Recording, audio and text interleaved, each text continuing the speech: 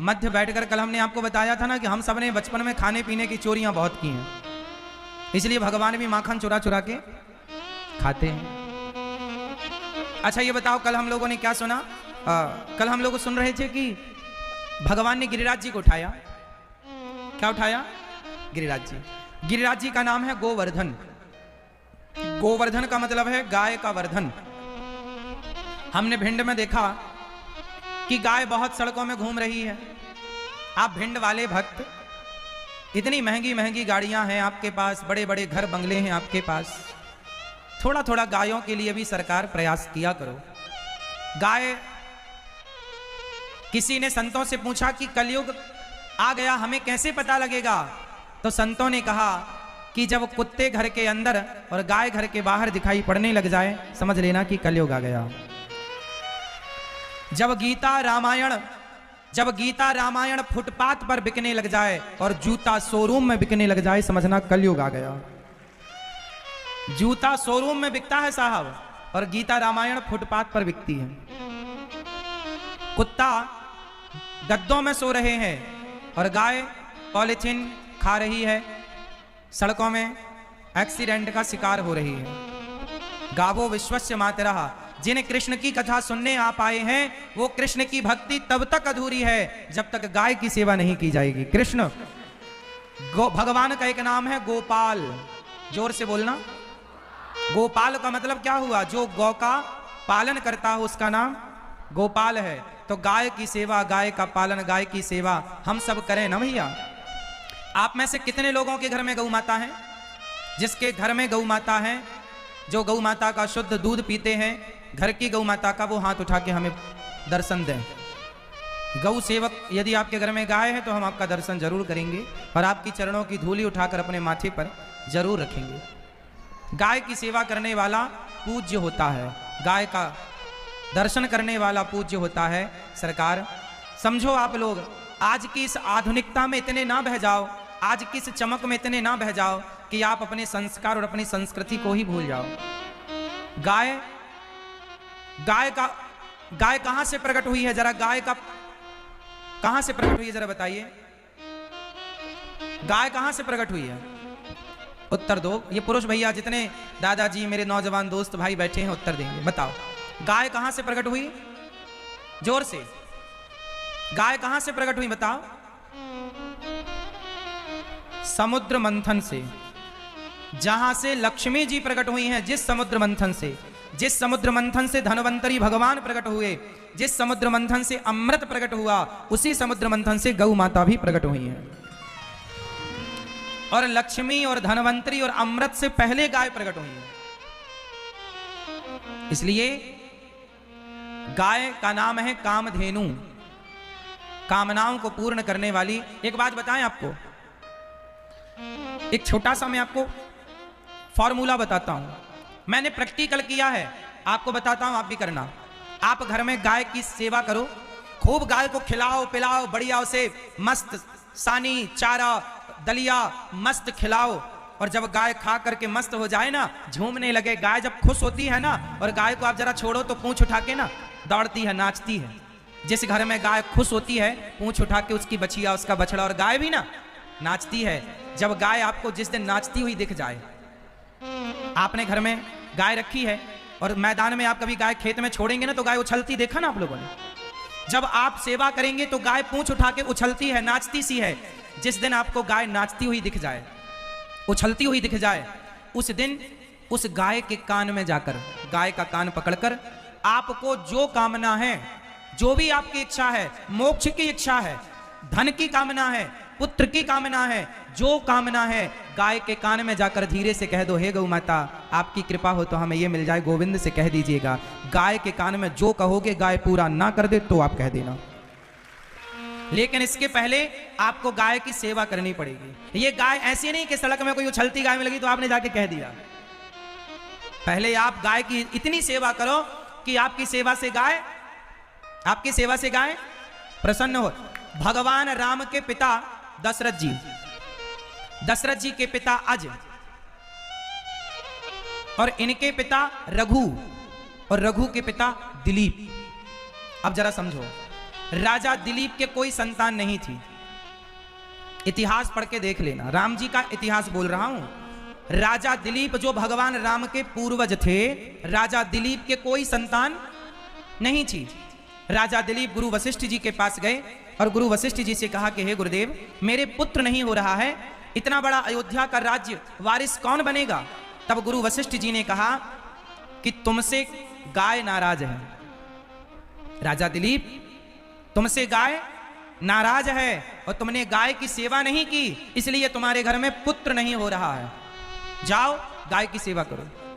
कहां मिलेगी गाय? कौन सी गाय? वशिष्ठ जी ने कहा, कामधेनु की बेटी मेरे आश्रम में रहती है, नंदिनी इसका नाम है, जाओ इस नंदिनी की सेवा करना। तब राजा दिलीप ने नंदिनी की सेवा की। अब वो गाय जब खाए तो राजा दिलीप खाएं, जब वो बैठे तो राजा बैठे, जब वो सोए तब राजा सोए। एक दिन जंगल में सेवा करते सालों बीत गए। एक दिन गाय को शेर ने पकड़ लिया, नंदिनी को, जंगल में शेर। राजा दिलीप शेर से बोले, शेर आप हमें खा लो पर हमारी गाय को छोड़ दो, हमें खा लो पर हमारी गाय को छोड़ दो। ये पूरा इतिहास, पूरा चरित्र महाकवि कालिदास जी ने लिखा है रघुवंशम में। इस गाय को छोड़ दो, हमें खा लो। तब शेर गाय को छोड़कर और दिलीप की तरफ झपट्टा मारा। दिलीप शांत चित्त से खड़े रहे। तब गाय प्रसन्न हो गई, राजन तुमने हमारी रक्षा के लिए अपने प्राणों का बलिदान दिया। शेर तो हमारी माया का पुतला था, हम प्रसन्न हुए, तुमसे कुछ मांग लो। तुमने तुमने तुमने पुत्र की कामना, तुमने पुत्र की कामना से मेरी सेवा की है। जाओ राजन, आज मेरे दूध को दोह करके पी लेना, तुम्हें पुत्र प्राप्त होगा। दिलीप बोले, माँ मैं ऐसे नहीं पीऊंगा, पहले आपका बछड़ा पीकर जब वो अपना पेट भर लेगा और बचेगा दूध तो मैं पीऊंगा।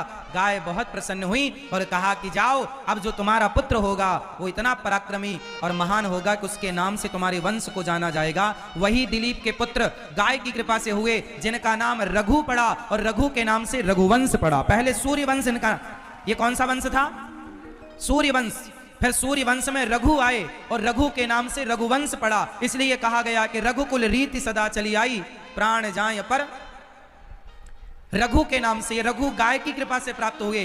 तो गाय से जो चाहते हो, पुत्र, धन, धर्म, मोक्ष, जो चाहिए गौ माता देती हैं। मैं इस बात का गवाह हूं। ये दास अनिरुद्ध, इन्हीं हाथों से हम गाय की सेवा करते हैं, आज भी करते हैं। और गौ माता की सेवा करके बहुत सुख मिलता है, आत्म शांति मिलती है।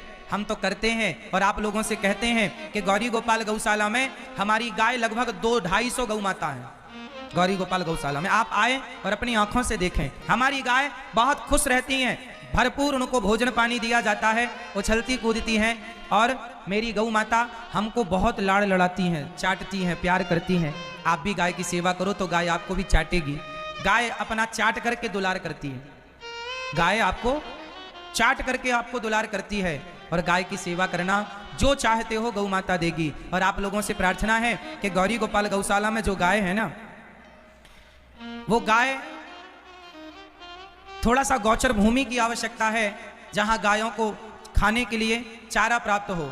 तो आप भी 1 गज 2 गज भूमि, गौचर भूमि गायों के लिए, गौचर भूमि का आप लोग सहयोग कर सकते हैं। और आप भी अपनी ओर से 1 गाय गौरी गोपाल गौशाला की गाय को गोद लेकर और 1 रोटी गाय को हमेशा देने का संकल्प कर सकते हैं कि आपकी प्रथम रोटी गौ माता को प्राप्त हो। और गाय के लिए 1 गज भूमि का दान आप चाहें, गौचर भूमि की जरूरत है तो आप गौचर भूमि का सहयोग करें यदि लायक हैं तो, वरना आप अपने घर पर अपने स्तर से गाय की सेवा करें। और लायक हैं तो धन का थोड़ा सदुपयोग करके गौचर भूमि के लिए दें। और आप भिंड वासियों को निवेदन करूंगा कि आप सब लोग जुड़कर एक समिति बनाओ और कोई जगह हो तो आप उस जगह पर गायों को रखो और गायों की सेवा करो और लोगों को जागरूक करो गायों के प्रति। आज आप लोग बीमार पड़े हैं, इस बीमारी का सबसे बड़ा कारण है कि आप लोग जर्सी गाय का दूध पी रहे हैं। देसी गाय का दूध जितना लाभदायक है, जर्सी तो गाय ही नहीं होती, उसे तो जानवर कहते हैं। गाय तो वो है जो वेद लक्षणा देसी गाय। देसी गाय की क्या पहचान है? देसी गाय के यहाँ गर्दन पर झालर होती है, झालर जिसकी लंबी हो वो देसी गाय है, जबकि जर्सी गाय के यहाँ कोई झालर नहीं होती। ये गाय के देख रहे हैं नीचे झालर लटकती हुई, ये जो गाय है देसी गाय, वेद लक्षणा गाय, जिसके झालर है और ऊपर पीठ पर यहाँ ऊपर आपने देखा हो एक छोटा सा उठा हुआ हिस्सा होता है गाय की पीठ पर ऊपर। हाँ, जितना ऊंचा होगा वो, जितना उठा होगा वो शुद्ध देसी गाय होगी। तो ये देसी गाय है, इन गायों की सेवा किया करो। गाय हमारी माता है, गावो विश्वस्य मातरः। गाय का शुद्ध दूध पीजिए, शुद्ध दही खाइए, शुद्ध घी खाइए। बाजार की चीजों से बचिए, बाजार में जहर मिल रहा है, कोई शुद्धता थोड़ी है। पहले के लोग शुद्ध खाते पीते थे तो लंबा जीते थे। अब आज के लोग जल्दी बीमार पड़ के मर जाते हैं क्योंकि आपका खान पान ही शुद्ध नहीं है। आप पेप्सी कोला, कोका कोला पीते हो, पिज्जा बर्गर खाते हो, लेकिन मक्खन खाना भूल गए, छाछ पीना भूल गए, लस्सी पीना भूल गए, खाना पीना भी तो भूल गए ना आप लोग। इसलिए गाय के लिए थोड़ा जागरूक बनो। और गाय सेवा के लिए है साहब, हमें बड़ा सुख मिलता है गाय की से। हम तो बहुत संतुष्ट हैं गाय की सेवा करके। आप लोग भी कीजिए, ऐसी मेरी विनती है, प्रार्थना है। आज गाय के लिए ना कोई सोच नहीं रहा। गाय के लिए सोचने वाले बहुत कम हैं। ये देखो, जब हम गाय, हमारी ये गंगा है, जब हम गंगा को प्रणाम करते हैं तो वो हमें आशीर्वाद इस तरह से देती है। हमारी गौरी गोपाल गौशाला की गंगा है ये गाय। प्रणाम करने पर ये सिर रख देती है ऊपर। और ये प्यार है गाय का हम सबके लिए। गाय माँ की तरह होती है, बिल्कुल सही है। ये माँ से बिल्कुल भी कम नहीं होती गाय। माँ की तरह लाड़ लड़ाती है, प्यार करती है। बस वो बोल नहीं सकती आपको, वो चाट करके आपको प्यार दर्शाती है, दिखाती है। वो आपके हाथों को चाटने लग जाएगी। वो आपके, ये देखो हमारी गंगा, जब हम उसको प्रणाम करते हैं, बैठते हैं, तो गोद में सिर रख के सो जाती है। बोल ही तो नहीं सकती ना, बाकी सब समझती हैं गाय। गाय सब कुछ समझती है। जब बैठते हैं तो पांव बढ़ा देती है गंगा आगे कि चलो पांव दबा दो हमारे। तो गाय है साहब, आप गाय को समझ नहीं पाए। पता नहीं आप क्यों गाय के बारे में नहीं जान पाए, क्यों आप गाय को इग्नोर करने लग गए। इसलिए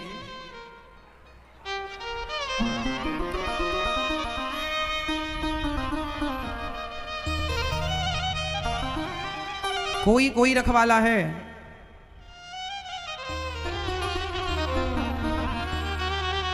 इस पापी युग में गौ माता का कोई रखवाला बचा है।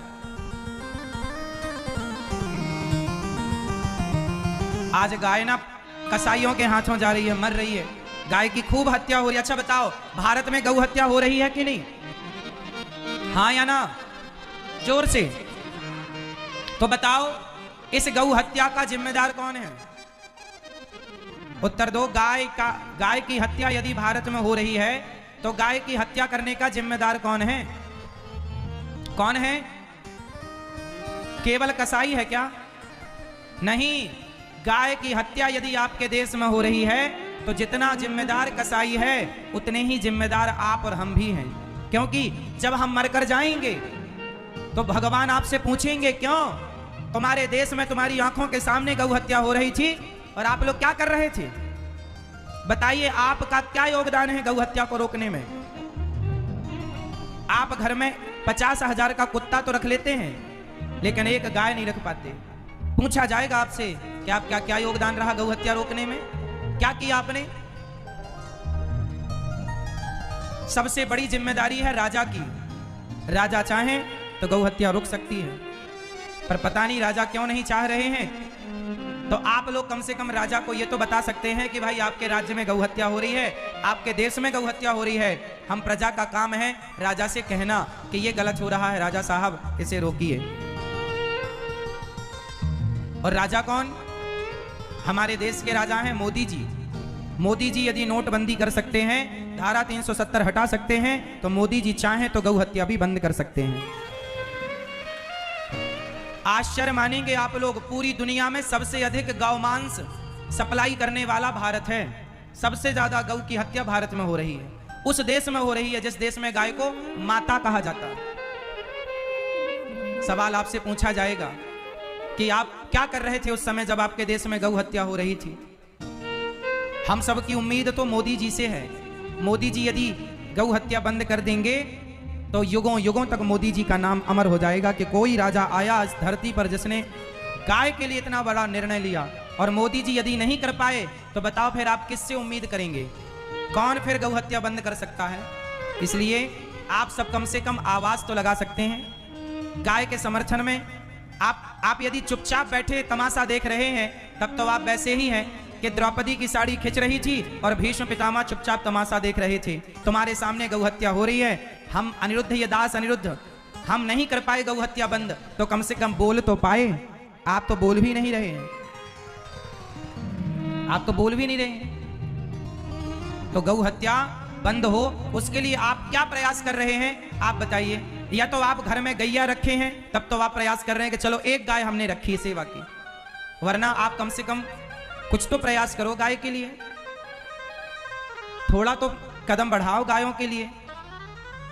भिंड जिला में, भिंड जिला है ना, भिंड जिला में जितने गांव हैं, माना कि 100 गांव हैं, ज्यादा होंगे क्यों जी, फिर भी मैं एक अंदाजा 100 गांव लेके चलूं समझाने के लिए। भिंड जिला में यदि 100 गांव हैं तो सरकारी रिकॉर्ड में हर गांव में गौचर भूमि होती है। हर गांव में गौचर भूमि होती है कि नहीं?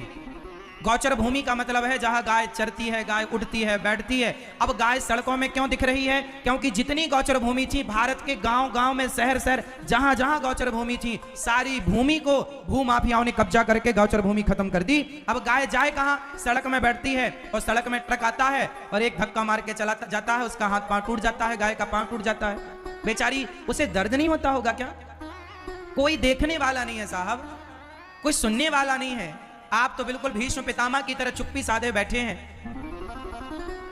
कुछ तो प्रयास करो सरकार गायों के लिए। एक एक गाय, आप इतनी बड़ी बड़ी 50-50 लाख की गाड़ी रखने की व्यवस्था है, एक गाय रखने की व्यवस्था नहीं है, बताओ। आप किसान हैं तो किसानों को अपने खेत में 2-5 गाय तो यूं ही रख लेनी चाहिए। तुम्हारी खेतों के मेड़ों पर ही इतना चारा हो जाता है कि 2-5 गाय तो यूं ही रह जाएगी। और गाय के गोबर खेतों में डालना तो बढ़िया, गाय की कृपा से फसल बढ़िया होगी, खाद मिल जाएगी। प्रयास करना पड़ेगा, कदम बढ़ाना पड़ेगा, वरना गाय के हत्यारे कहलाओगे आप और गाय के हत्यारे कहलाएंगे हम। केवल कसाई हत्यारा नहीं है, हम और आप भी हत्यारे हैं। हाँ, इस पापी युग में हे गोविंदा गोपाला, हे गोविंदा गोपाला, इस पापी युग में कोई नहीं गौ माता का रखवाला। हे गोविंदा गोपाला, हे गोविंदा गोपाला, हे गोविंदा गोपाला, हे गोविंदा गोपाला। इस पापी युग में कोई नहीं गौ माता का रखवाला। हे